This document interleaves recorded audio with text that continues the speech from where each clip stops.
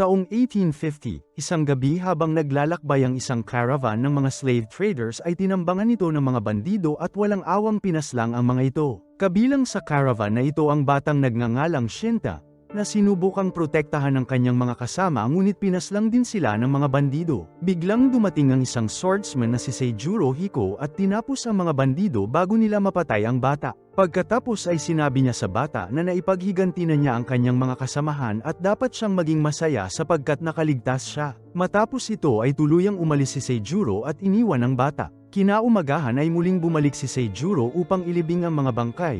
Ngunit laking gulat niya nang makita niyang inilibing na ng bata ang mga ito, pati na ang mga bangkay ng mga bandido. Tinanong niya ang bata kung para saan ang 3 bato at sinabi nito na ito ay puntod ng 3 babae na nagprotekta sa kanya. Idinagdag niya na gusto sana niyang mag-alay ng bulaklak sa mga ito ngunit wala siyang makita, kaya ibinuhos ni Seijuro ang kanyang sake bilang pagpupugay sa 3. Humanga si Seijuro sa katatagan ng bata at ipinakilala ang kanyang sarili. Tinanong niya ang pangalan nito, at sumagot ang bata ng Shinta. Sinabi ni Seijuro na hindi bagay ang pangalang Shinta sa isang swordsman at pinangalanan niya ang bata ng Kenshin. Nagpasya siyang kunin ng bata bilang apprentice at ituro sa kanya ang Hiten Mitsurugi Ryu. Pagkatapos ng ilang taon ng pagsasanay, nagpasya si Kenshin na umalis at iwan ang kanyang master upang sumali sa revolusyon para ibagsak ang shogunatong Tokugawa. Sinabi niya na gusto niyang gamitin ang kanyang lakas upang protektahan ang mga inosente. Ngunit sinabi ni Seijuro na walang mangyayari sa kanya at gagamitin lang siyang instrumento ng mga taong nasa kapangyarihan para paslangin ang kanilang kaaway. Idinagdag pa nito na hindi niya itinuro kay Kenshin ang Hiten Mitsurugi para dito at sinabihan siyang ipagpatuloy na lang ang kanyang pagsasanay. Patuloy na nagmatigas si Kenshin at sinabing magiging tagapagligtas siya ng mga naaapi. Kaya sumuko na si Seijuro sa pagkumbinsi sa kanya at sinabing sinasayang lang niya ang kanyang laway sa isang hangal na gaya niya. Sumali si Kenshin sa Choshu clan sa ilalim ng gabay ni Takasugi, at nang makita ng kanilang pinuno na si Katsuro Kagoro ang kanyang abilidad, ay agad nitong hiniling kay Takasugi na maging kanyang personal na assassin si Kenshin.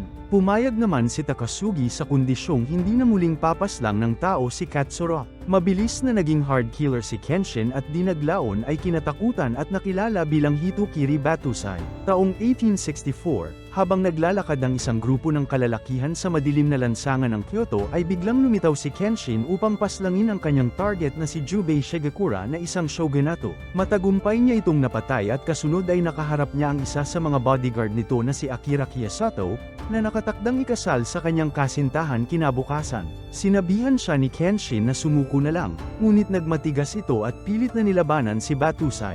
Sa kanilang salpukan ay nagawa ni Akira na masugatan si Kenshin sa pisngi, habang siya naman ay tinamaan sa balikat. Sa kanyang mga huling sandali ay napaiyak si Akira sapagkat ayaw niyang maiwan ang kanyang nobya, at sa gitna ng kanyang pagluha ay bigla siyang tinapos ni Kenshin. Lumipas ang maraming araw at napansin ni Kenshin na hindi gumagaling ang kanyang sugat sa pisngi at palagi itong nagdurugo. Isang araw, habang naglalakad sa bayan si Kenshin ay nakita niya ang Shinsengumi at agad itong nagtago. Napalingon si Saito sa kanyang direksyon at nang tanungin siya ni Okita kung bakit, ay sinabi nitong may naamoy siyang dugo. Nang makalampas ang grupo ay dumating si Iizuka upang ipaalam kay Kenshin ang kanyang target pagdating ng gabi. Kinagabihan ay matagumpay na natapos ni Kenshin ang kanyang misyon at habang papauwi ay pinuri siya ni Iizuka sa kanyang mabilis na pagtapos sa target. Biglang nagdugo ulit ang sugat ni Kenshin at dahil dito ay ibinahagi ni Iizuka sa kanya ang isang pamahiin. Sinabi niya na kung ang isang sugat ay dulot ng espada ng isang taong may matinding galit, ang sugat na ito ay hindi maghihilom hanggat hindi siya nakakapaghiganti. Lumipas pa ang ilang mga araw at hindi pa rin humihilom ang kanyang sugat. Isang gabi habang naglalakad si Kenshin ay tinambangan siya ng isang assassin. Nagawa siyang igapos nito at nang tatapusin na siya ng assassin ay nagawa ni Kenshin na maunahan ito at hatiin ang katawan habang nasa ere. Eksakto naman na dumaan ang nobya ni Akira na naulanan ng dugo ng assassin. Nagtagpo ang kanilang mga mata at inisip ni Kenshin kung papatayin ba niya ang babae sapagkat nasaksihan nito ang pangyayari. Nakita ng babae na duguan si Kenshin kaya lumapit ito upang tulungan siya ngunit bigla itong nawala ng malay. Dinala siya ni Kenshin sa isang inn kung saan nanunuluyan ang Choshu clan ngunit dahil wala ng bakanteng kwarto ay sinabi ng may-ari ng inn na doon na lamang patulugin ang babae sa kwarto ni Kenshin. Kinaumagahan, paggising ni Kenshin ay wala na ang babae at nang hanapin niya ito ay nakita niya itong may dala-dalang tray ng pagkain. Tinanong ni Kenshin kung ano ang pangalan niya at sumagot ito ng Tomoe Yukishiro. Pinagsilbihan ni Tomoe ang mga Choshu swordsman at matapos ang pananghalian ay kinausap siya ni Kenshin at sinabing kalimutan na ang kanyang nasaksihan at umalis na sa lugar na iyon. Sinabi naman ni Tomoe na wala na siyang pamilya at wala na siyang mapupuntahan. Kasunod ay ibinalik ni Kenshin ang dagger ni Tomoe na nakita ng may-ari ng inn noong nakaraang gabi. Sinabi pa niya na walang silbi ang punyal na ito sapagkat maraming assassin sa kinaroroonan nila at mas mabuting pumunta na lamang siya sa malayong lugar. Ipinaalam ng may-ari ng inn kay Kenshin na kukunin niya bilang katulong si Tomoe dahil wala na itong mapupuntahan at kailangan din niya ng karagdagang tauhan. Dumating si Iizuka at tinawag si Kenshin upang salubungin si Katsura at Katagay. Nakita ni Katsura si Tomoe at inutusan niya si Iizuka na imbestigahan ang background nito. Kasunod ay tinalakay nila ang tungkol sa assassin na umatake kay Kenshin at napagkaisahan nila na mayroong espiya sa kanilang clan. Makalipas ang ilang araw ay nagbunga ang investigasyon ni Iizuka at inilahad niya na bagamat wala siyang masyadong nalaman sa pinagmulan ni Tomoe ay sigurado siya na hindi ito espiya. Kasunod ay nakatanggap si Katsura ng liham mula kay Takasugi na binabalaan siyang mag-ingat sa pagkilos ni Miyabe at mga tauhan nito. Isang gabi ay muling may umambush kay Kenshin at sa pagkakataong ito, ang Shinsengumi ang umatake sa kanya. Dahil dito ay natiyak ni Iizuka na mayroon talagang espiya sa kanilang grupo. Isang umaga ay nadatnan ni Tomoe si Kenshin na natutulog sa kanyang kwarto. Nilagyan niya ito ng balabal at nang akmang titingnan niya ang peklat ni Kenshin ay nagising ito at bigla siyang inatake. Mabuti na lamang at agad siyang nakilala ni Kenshin at hindi siya natuluyan. Sinabi ni Tomoe na nilagyan niya lang siya ng balabal upang hindi lamigin at humingi naman ng tawad si Kenshin. Nakita ni Tomoe ang mga libro sa kwarto ni Kenshin at tinanong niya kung nabasa na ba niya lahat ito. Sumagot si Kenshin ng hindi sapagkat hindi ito kailangan ng isang assassin. Tinanong ni Tomoe kung habang buhay na lang ba siya papaslang ng tao at magtatago. Kung ganoon ay mukhang si Kenshin ang kailangang pumunta sa malayong lugar at hindi siya. Sinabi naman ni Kenshin na dahil sa uri ng kanyang pamumuhay ay hindi na siya mabubuhay ng matagal at walang dahilan upang mag-alala sa kanya si Tomoe. Humingi ng tawad si Tomoe sa kanyang komento at sa kanyang pag-alis ay nagpasalamat si Kenshin. Kinagabihan, dumating si Katsura at kinausap si Tomoe. Dito ay ipinaliwanag niya kay Tomoe na si Kenshin ay kanyang assassin na handang pumatay sa ngalan ng hustisya, at ang ganitong uri ng trabaho ay maaaring magdulot ng trahedya nang hindi sinasadya. Hiniling niya kay Tomoe na siya ang maging kaluban ni Kenshin upang hindi ito tuluyang lamunin ng kasamaan dulot ng pagpaslang ng maraming tao. Samantala, nakarating sa kaalaman ng Shinsengumi na nasa Kyoto ang Choshu at Miyabe clan at mukhang may binabalak na kaguluhan ang mga ito. Nakarating din sa kanila na magsasagawa ng pagpupulong ang mga ito kaya nagplano sila ng isang ambush. Sa bayan, ipinarating ni Iizuka kay Kenshin ang isang mensahe mula kay Miyabe. Sinabi nito na kung mayroon silang mahal sa buhay ay paalisin na nila ng Kyoto bago magdilim sapagkat mayroong mangyayaring kaguluhan. Pagdating niya sa inn ay nadatnan niya si Tomoe na nagwawalis. Dito ay inimbitahan siya ni Tomoe na lumabas sapagkat day off niya ng gabing iyon at pumayag naman si Kenshin. Pumunta sila sa isang bar sa bayan at nagsimulang uminom ng sake. Muling inungkat ni Tomoe ang tungkol sa pagiging assassin ni Kenshin at sinabing hindi maaaring maging masaya ang isang taong pumapaslang. Sinabi naman ni Kenshin na ginagawa lamang niya ito para sa ikabubuti ng mundo. Samantala, ang Shinsengumi ay nagsimulang magplano ng kanilang pag-atake upang mahuli ang Choshu at Miyabe clan. Dumating si Iizuka sa kinaroroonan ni Kenshin at sinabihan silang lisanin agad ang lugar. Inilahad niya na ang Miyabe clan ay nagbabalak na sunugin ang buong syudad ng Kyoto ng gabing yon, ngunit napag-alaman ng Shinsengumi ang planong ito.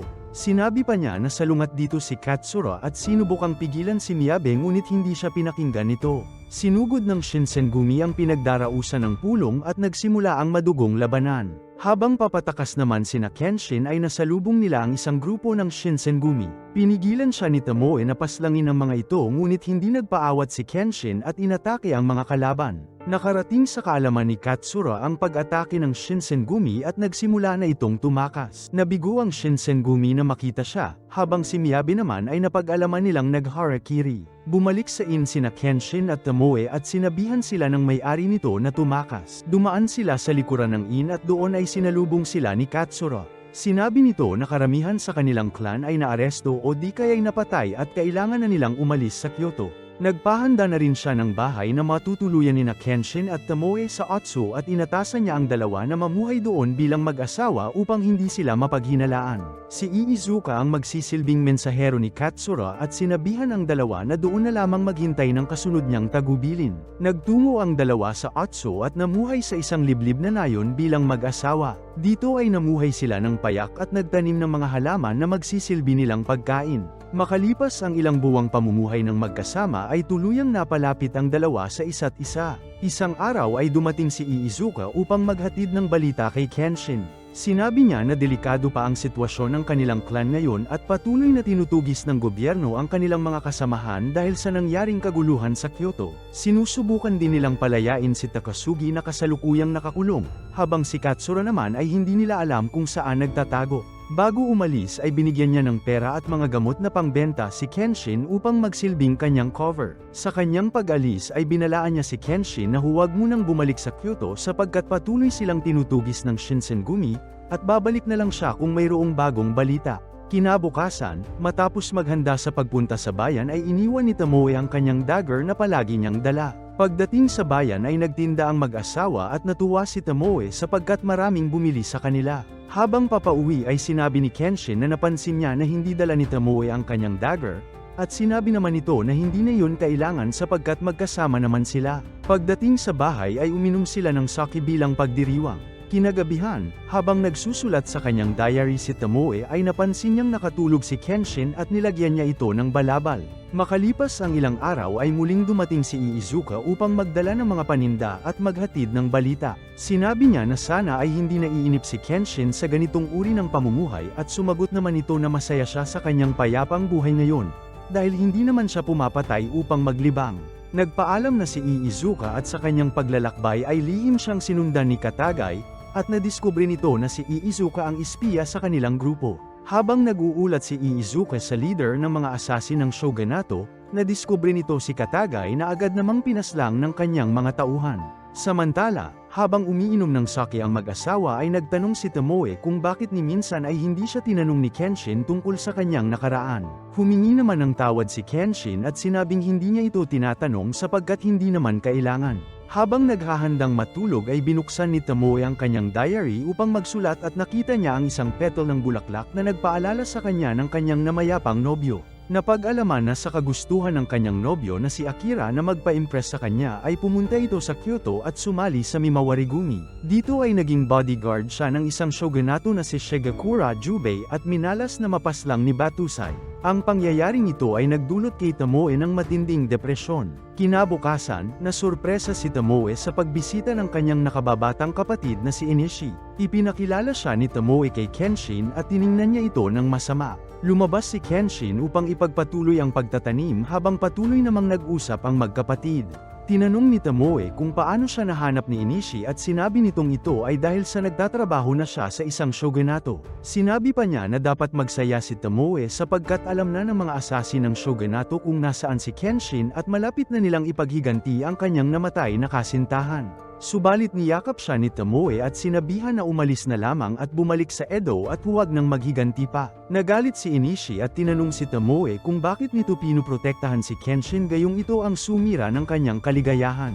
Inatasan ni Tomoe ang kanyang kapatid na ibigay ang kanyang payong sa kanilang ama bilang alaala at bago ito umalis ay muling tiningnan ng masama si Kenshin. Nang hapon na yun ay maraming naaning gulay si Kenshin kaya masayang nagsalo ng hapunan ang mag-asawa. Nagkomento si Tomoe na kung naging iba ang takbo ng buhay ni Kenshin ay mukhang magiging masaya ito na mamuhay bilang magsasaka. Sinabi naman ni Kenshin na simula nang magsama silang dalawa ay nagkaroon siya ng pagkakataon na suriin ang kanyang sarili. Inakala niya na ang kanyang pagpaslang upang protektahan ang mga mahihina ay magdudulot ng kapayapaan, ngunit napagtanto niya na ginawa lang niya ito dulot ng kanyang kapalaluan. Idinagdag pa niya na dahil kay Tomoe, natutunan niya ang tunay na kahulugan ng kapayapaan at nalaman niya kung ano at sino ang dapat niyang ipaglaban at protektahan. Nagkwento naman si Tomoe tungkol sa kanyang nakaraan at sinabing isang empleyado ng shogunato ang kanyang ama at ang kanyang ina naman ay namatay sa panganganak ng kanyang bunsong kapatid na si Inishi. Nakatakda sana siyang ikasal sa kanyang nobyo ngunit isang gabi bago sila ikasal ay nasangkot ito sa isang kaguluhan at namatay.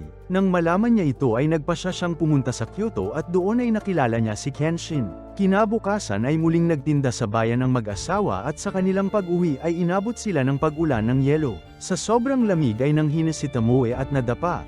Agad naman siyang tinulungan ni Kenshin at sinabing puprotektahan niya si Tomoe. Muling naalala ni Tomoe ang kanyang nakaraan at napag-alaman na nakipagtulungan siya sa shogunato upang patayin si Kenshin at may ganti ang kanyang nobyo. Ngunit ngayon ay napamahal na sa kanya si Kenshin at nakonsensya siya sa kanyang ginawa. Niyakap niya si Kenshin at niyakap rin siya nito. Nagmahalan ang dalawa ng gabing yun at pagkatapos ay ikinwento ni Kenshin ang kanyang balak. Sinabi niya na patuloy pa rin siyang papaslang hanggang sa makamit nila ang bagong mundo na mapayapa.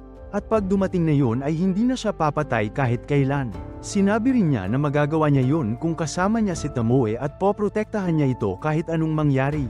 Ipinangako rin niya na sisiguraduhin niyang palaging masaya ito. Kinabukasan ay maagang gumising si Tomoe upang maghanda sa kanyang pag-alis. Bago umalis ay sinabi niya na bagamat kinuha ni Kenshin ang kanyang kaligayahan, pinalitan naman niya ito ng bago at kasunod ay nagpaalam na siya at sinabing second love niya si Kenshin. Pagkagising ni Kenshin ay dumating si Iizuka at sinabing kilala na niya kung sino ang espiya at ito ay si Tomoe. Sinabi niya na umalis si Tomoe upang makipagkita sa kanyang mga kasabwat at itinuro niya ang kinaroroonan nito. Hindi makapaniwala si Kenshin kaya sinabi ni Iizuka na basahin nito ang diary ni Tomoe. Ikinwento din ni Iizuka na ang lalaking nagbigay ng sugat kay Kenshin sa kanyang pisngi ay kasintahan ni Tomoe.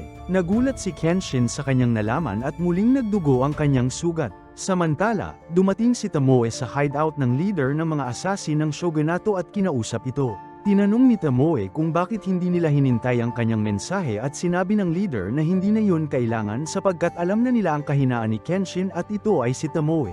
Idinagdag pa niya na si Kenshin ngayon ay magulo ang pag-iisip sapagkat trinidor siya ng kanyang minamahal at dahil dito, hindi niya magagamit ang kanyang buong lakas at madali nila siyang matatalo. Nagalit si Tomoe at dinukot ang kanyang dagger upang atakihin ang leader ngunit agad siyang nadisarmahan nito at kinuha ang kanyang patalim. Sinubukan ni Tomoe na tapusin ang kanyang buhay sa pamamagitan ng pagkagat sa kanyang dila, subalit napigilan siya ng leader at sinabing walang magbabago kung magpakamatay man siya. Habang tinatahak ni Kenshin ang daan papunta sa kinaroroonan ni Tomoe ay inambush ito ng isa sa mga assassin at matagumpay siyang nasugatan. Ngunit sa kabila ng kalagayan ni Kenshin ay nagawa pa rin itong tapusin ang assassin. Bago tuluyang mamatay ay hinigit nito ang isang lubid na nagdulot ng isang pagsabog. Nagawang makaligtas ni Kenshin ngunit nagtamo siya ng pinsala sa tainga. Nagpatuloy sa paglakad si Kenshin at kalaunan ay inatake siya ng dalawang assassin at nagawa rin siyang sugatan ng mga ito. Sa kabila ng mga pinsalang kanyang tinamu ay nagawa pa rin ni Kenshin na talunin ang dalawa. At gaya ng naunang assassin ay pinasabog din ng mga ito ang lugar na kinaroroonan nila. Narinig nila ang mga pagsabog at sinabing malakas pa rin si Kenshin at mukhang siya ang tatapos dito. Sinabihan niya si Tomoe na panuorin ang kamatayan ni Kenshin alang-alang sa kanyang namayapang nobyo na walang ibang hinangad kundi ang kaligayahan niya.